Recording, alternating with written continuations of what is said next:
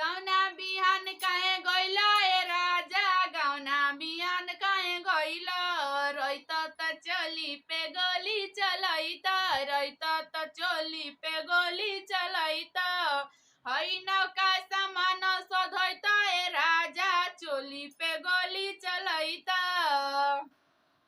सासू के जरी छुपी बिस्तर लगनी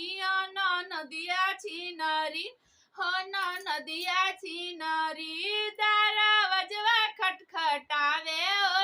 नदिया छिनरी, अपना भैया के बोलावे हो नदिया छिनरी। सोवत के खियावस पियऊ को करी हो,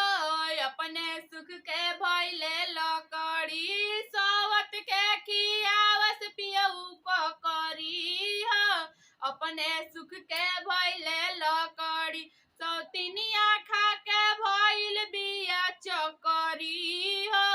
अपने सुख के भइले